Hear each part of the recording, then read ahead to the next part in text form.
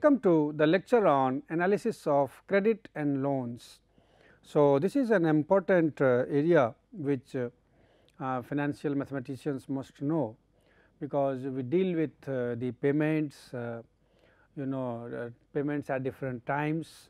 Normally, we are concerned about how much, because this concept of loan or mortgaging, all that came after Second World War, and then when people had to buy something which they cannot buy at that time. So, they had to take a loan, and then how much loan they can be getting, what is the credit earning for any person, or how much debt limit will be there, how the loan should be paid.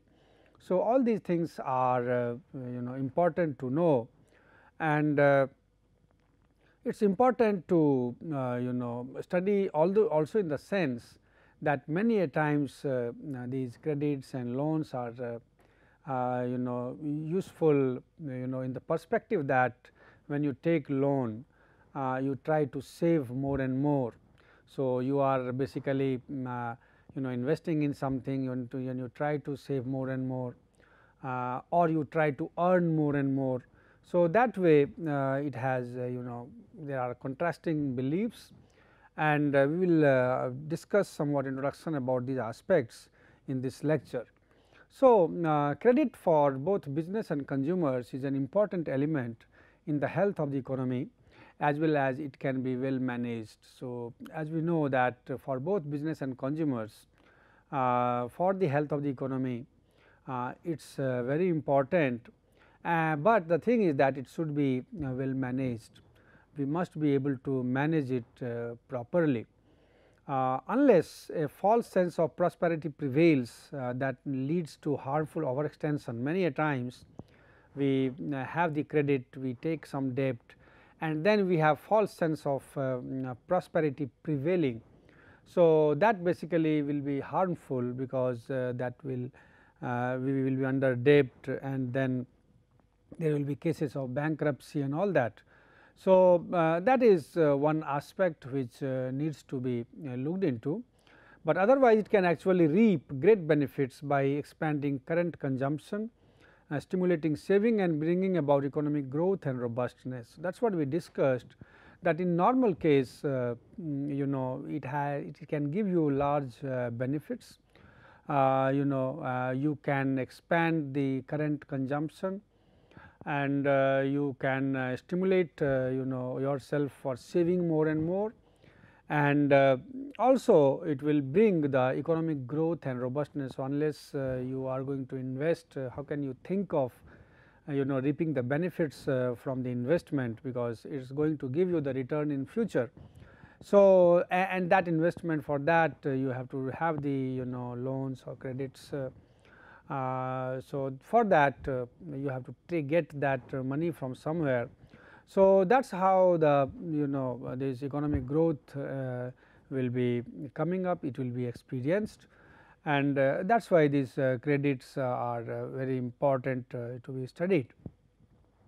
Now, when we talk about borrowing, so when we borrow something to meet our need at our end, then it can basically increase today's income and expand one's current capacity to buy. So, what happens that your capacity to buy is basically increasing, and all borrowing is made against future income. So, future income which will be reduced by the repayment. So, certainly when you are paying that, so that will be reduced because of by the repayment. That is what is there, and also what you do is when you repay the principal amount as well as the interest. So, both both things are to be paid. So, that also is to be kept into mind. Now, a person's future income will not be able to maintain the level of consumption unless it is increased by what can compensate for all debt repayments, and other variables. So, certainly you have to increase the income, and you have also to keep into mind this inflation and also change in one's needs and wants. All these things are to be kept in mind, and accordingly you will have to income you have to adjust, you have to increase, you have to earn more and more, so that you can meet, you can manage your debts by looking into the aspects of inflation or a change in one's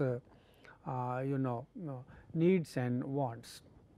So, ultimately the bottom line is that the borrowing and saving involve the choice of spending more or less today versus less or more tomorrow. So, what we do is that we are spending more when we borrow, and we are basically we are so if we spend more and then tomorrow we have to spend less, so that whatever you have borrowed, so you have to repay that. So, that way you have to keep that in mind, you have to keep a balance of the two things, how much you are saving, how much you are spending, all that. So, in this chapter we are going to discuss about the understanding of what is credit, how this debt can be managed, and what are the different types of debts and loans, and how these what are the schedules by which these debts are repaid, then how these debts are amortized.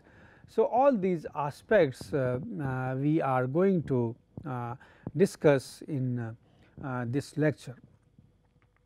Now, coming to the types of debt, there are two types of debt basically. One is non-installment debt, and another is the installment debt. So, non-installment debt also is known as the open ended debt.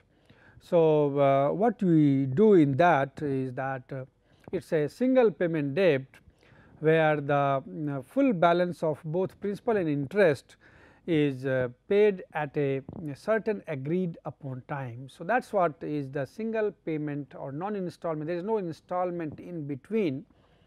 Here you have a maturity time, you have an agreed upon time. So, you have a lender and a borrower. So, in between them there will be an agreement that the borrower will return the money after certain time, and the balance where full balance of both principal and interest is paid at a certain agreed upon time. So, this is what the single payment debt is all about, and the example is normally in the case of credit cards, where you have many business cards are there. So, they charge you, and you take that, and in the end basically you are paying that the principal and the interest whichever is there. So, that is an example of the non-installment type of debts. So, you have many kinds of businesses, like you have service credit, or you have personal lines of credit are there. So, these are the example of non-installment debt, and here actually you are giving a minimum payment of 2 to 3% of the full balance, and there are even other type of mode of payments. Optional payment is there. So, you can have apart from the usual minimum payment, you can have other kinds of conditional payments which can be followed for for these kind of non-installment debts. Then is coming the installment debt. Now, installment debt is also known as the close ended debt. So, this is the most common type of debt, and also is known by its association with amortization. So, this term amortization basically comes into picture when we talk about the installment debt, as the name indicates that here you have to repay the principal plus the interest in a number of installments in certain time, that is your maturity time, and there is a contract and that is to be followed. And in that case this payment is made, and normally you have you pay in the term of months in these cases of these amortized loans.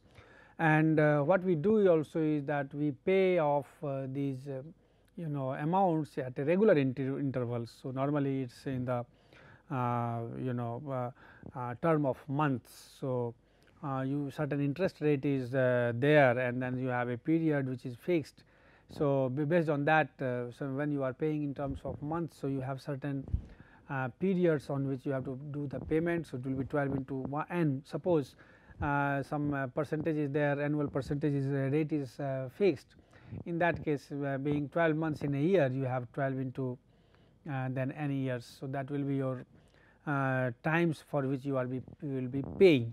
So, that way we are going for these installment debt types, and in that you have the rules which are to be followed, and we will see that how using these rules we will find that how much is to be paid by the person or the borrower. So, in that when we talk about these installment debts, then what we do is so what we do, we have studied the non installment debt as well as the installment debt or the amortized debt. Now, we will talk about the how the interest and principal proportions are maintained, how these are calculated when we talk about the loans or the debts.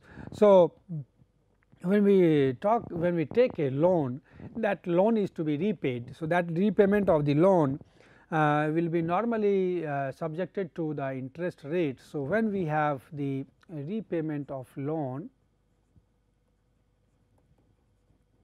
so you have certain parameters which are to be kept into mind, and in that you have R, that is rate of interest, and another parameter or variable is the N, that is maturity time. So, normally it is in years. So, based on that this interest will be calculated, and what we do is that you have the principal amount and then you have the interest amount which will be computed based on the formula, that is your PR and T, that is time of maturity, when what is the time So, R will certainly be calculated based on the how you are paying. So, and then you have the time. So, based on that we calculate these interest. So, there are different methods, and one of the method what we will know is the level method. Now, this level method, in that basically the principal and the interest both remain the same throughout the entire maturity. So, in that both interest and principal proportions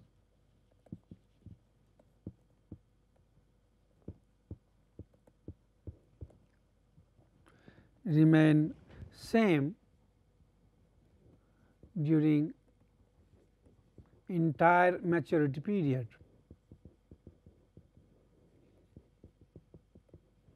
So, this is known as the level method. So, what happens that in these cases if suppose for example, if suppose you have taken a loan of rupees 1600, suppose loan of rupees 1600, suppose it is taken, and the interest rate is say 12% interest for 1 year,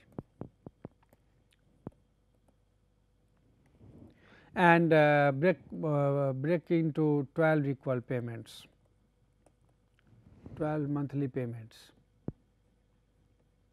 So, what is done is that you have normally the calculation of the interest in these cases, and what we do is that in these cases, first of all you have n as 12.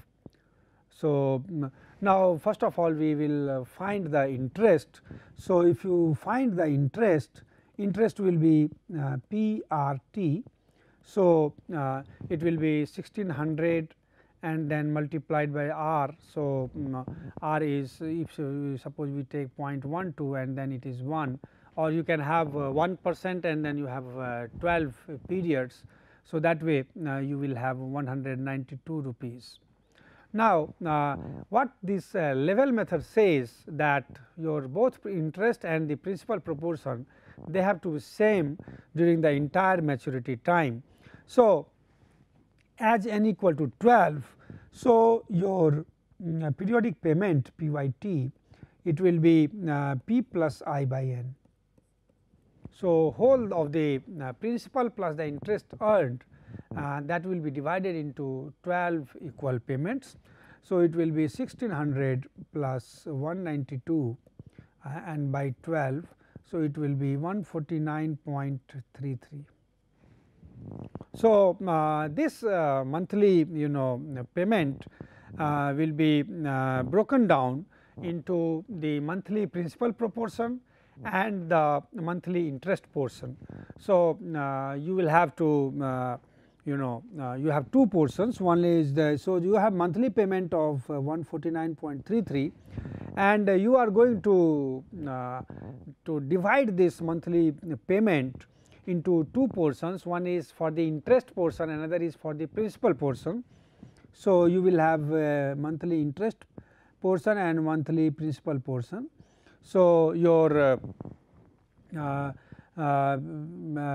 monthly interest portion is basically 192 by 12, that is 16, and monthly principal portion is 133.33. So, that is how this monthly monthly payment of 149.33 is managed.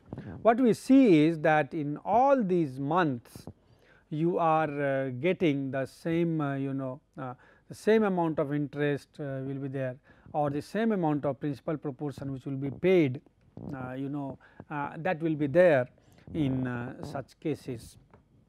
So, if you look at the schedule how it is paid. So, if your payment schedule, if you it's there. So, if it is 1, 2, 3, 4 and it will go to 11 and 12.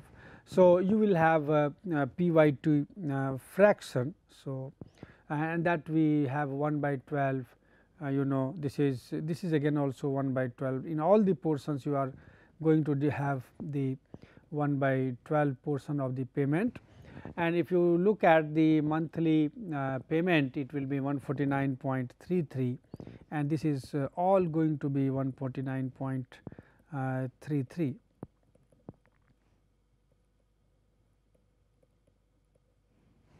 So, that is there, and if you look at the monthly interest payment.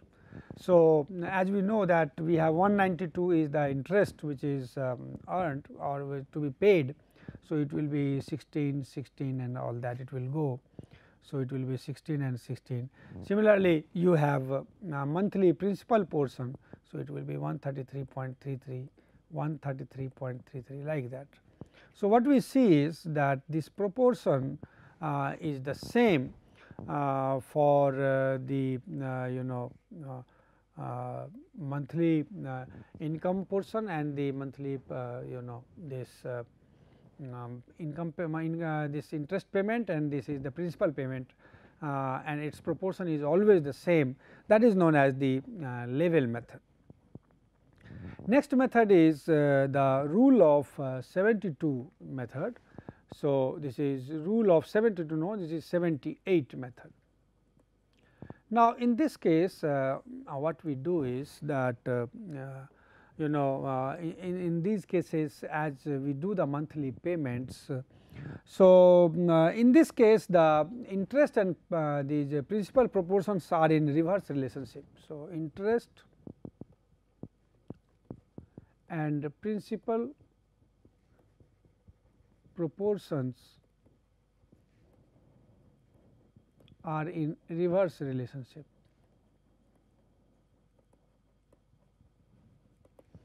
Now, what happens that in these cases you have this 78 is coming because you are doing the 12 payments, and the sum of these 1 to 12 is 12 into 13 by 2, that is 78. So, basically if you have the proportions like 1 by 78 and 2 by 78, 3 by 78 like that. So, it will be added to and completely give you 1. So, that is why this 78 is coming. If it is 2 for 2 years, then you have 24 months, then it will be 24 into 25 by 2. So, it will be 300. So, it will be rule of 300. Similarly, for 3 years it will be 36 months. So, 36 into 37 by 2. So, that is 666. So, like that this rule comes into picture. Now, in these cases the interest portions will decrease and the principal portions will increase throughout the maturity period. So, throughout the maturity period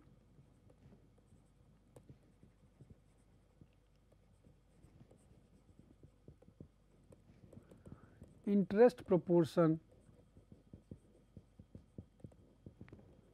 will decrease, and so its portion, basically interest portion will decrease and principal portion will increase.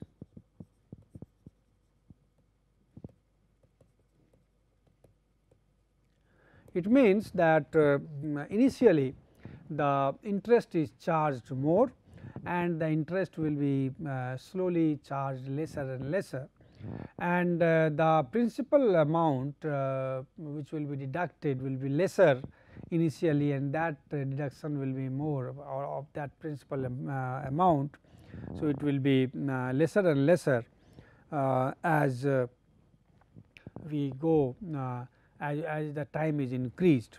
So, this as we know that this 78 is increased because of the 12 number of monthly payments, and that will be basically different for the different monthly payments, and interest for each payment is determined by certain fraction of so that will be calculated based on this 78 method. Now, this 78 will be in the denominator, and you will have in the numerator you will have the 1, 2, 3 or something like that. It will be moving gradually. Now, what we do is that the amount of interest. So, the amount of interest for any payment. So, when we try to find the fraction to determine the amount of interest for any payment, then we use the formula K I will be J by D. So, this J will be 1, 2 and n. So, that way these this K I will be calculated. So, this will be a fraction basically. So, the fraction to determine the amount. So, this will be basically the fraction to find the amount of interest. So, that will be K I will be J by D, and the J is the number of payments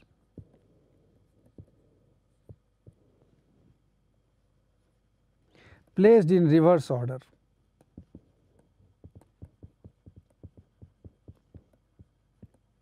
So, what we do is that normally when you are going for the first payment, it will be 12 by 78, second 11 by 78, like that it will be going, and D is basically the sum of these terms, like you have monthly payments are 12. So, that way you will have D, and D will be n into n plus 2. So, we have number of payments are n. So, D will be n into n plus 1 by 2.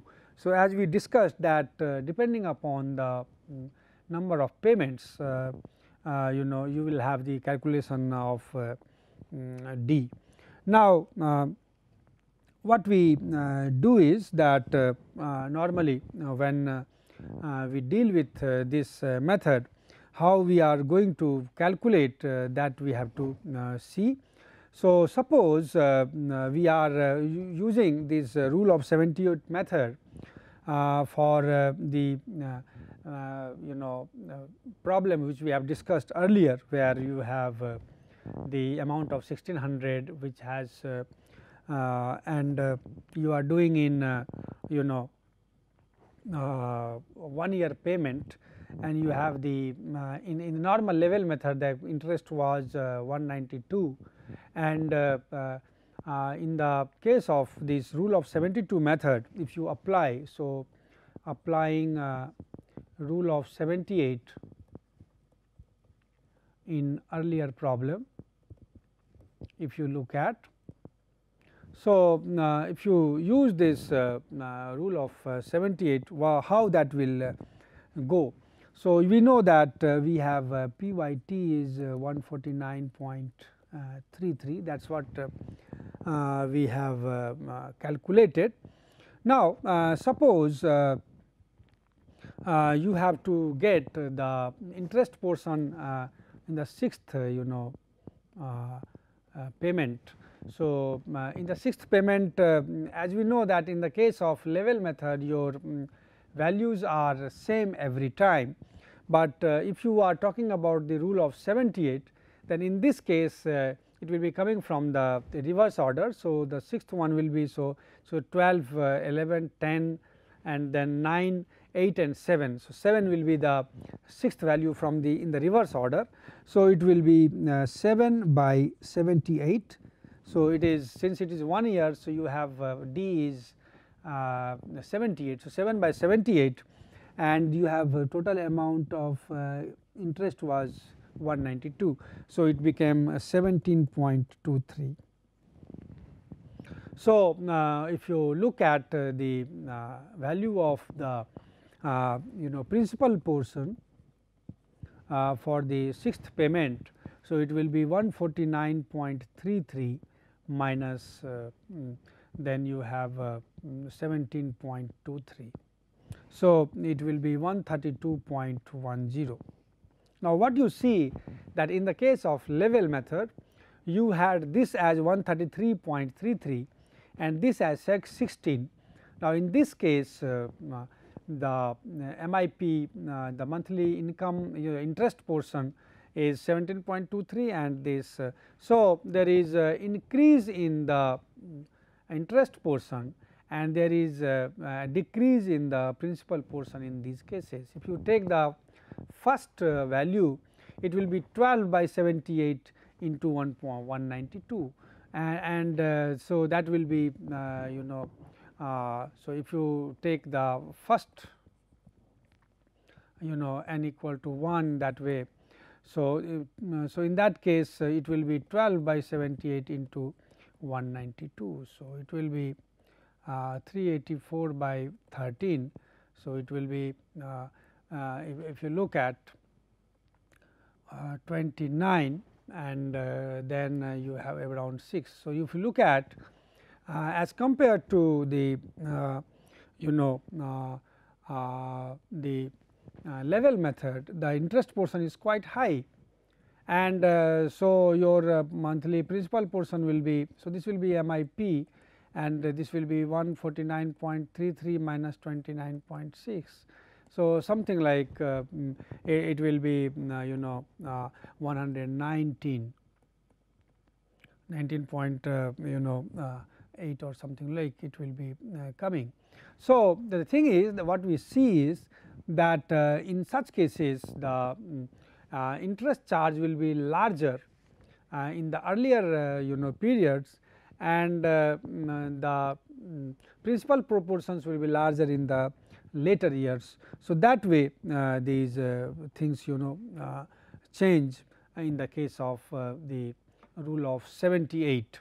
So, we studied about these two methods, level method and the rule of 78, and also there are cases of the penalty in the case of premature payments. So, that again depends upon how much interest is paid or so. So, that is about this lecture. We will discuss more aspects of it in our next lecture. Thank you.